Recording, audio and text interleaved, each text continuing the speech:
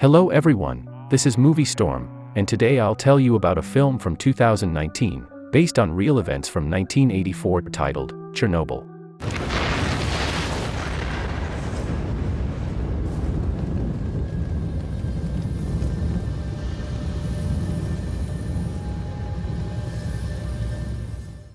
It all starts with an audio recording that says, "What is the price of lies? In history, it doesn't matter who the heroes are, everyone is interested in finding out who is to blame." To be more precise, Anatoly Dyatlov, who was on duty that night. Valery Legasov finishes his recording, adding that everything that happened in Chernobyl is complete madness. Then Valery hides a couple of tapes in a bucket to discreetly place them behind a grill, as he is now under constant surveillance. He just needs to feed the cat for a couple of days, smoke a cigarette, and leave this world. Chernobyl, Pripyat. 1 hour 23 minutes 45 seconds.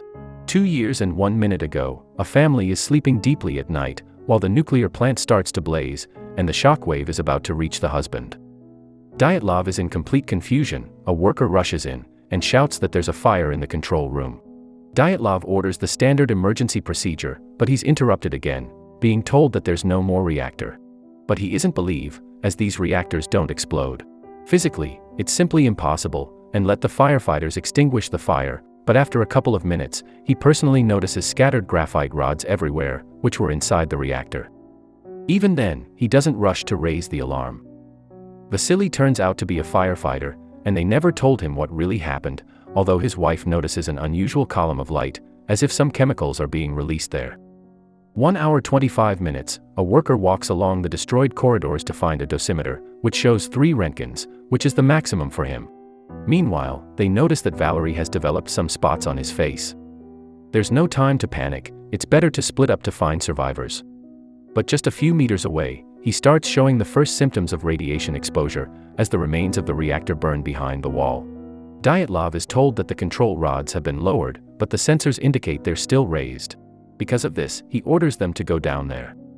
By this time, the entire firefighting team has arrived at the accident site, working to extinguish any fire outbreaks. One of them decides to touch the control rod, instantly receiving an incredible dose of radiation, though he's unaware of it for now. However, within a couple of minutes, excruciating pain grips his hand. The trainees, fearing Dyatlov's influence, decide to open the hermetically sealed door, which got stuck due to the shockwave. Then one of them uses his body to force the door open, confirming in person that the reactor has been completely destroyed. They hastily flee, forgetting a comrade, who also received lethal radiation exposure from touching the door. Residents, thinking it's just a regular fire, decide it's an ideal time for a stroll. The surviving trainee tries to convey to Dyatlov that the reactor is gone, but he remains stubborn, insisting the person be taken to the medical station due to delirium, and to call in the day shift. Akhimov already understands that their experiment has spiraled out of control, but he can't bring himself to say a word to Dyatlov. 2:30 a.m., a council meeting begins. Dyatlov assures everyone that situation is under control. Brukhanov asks for an explanation of what happened there. Dyatlov still stands his ground, and says that it is just a barrel exploded. The reactor is fine, and radiation is minimal. Meanwhile, radioactive dust reaches the city, affecting anyone who wanted to watch the fire. Soon, it will be revealed that everyone standing on that bridge will die from radiation within a year.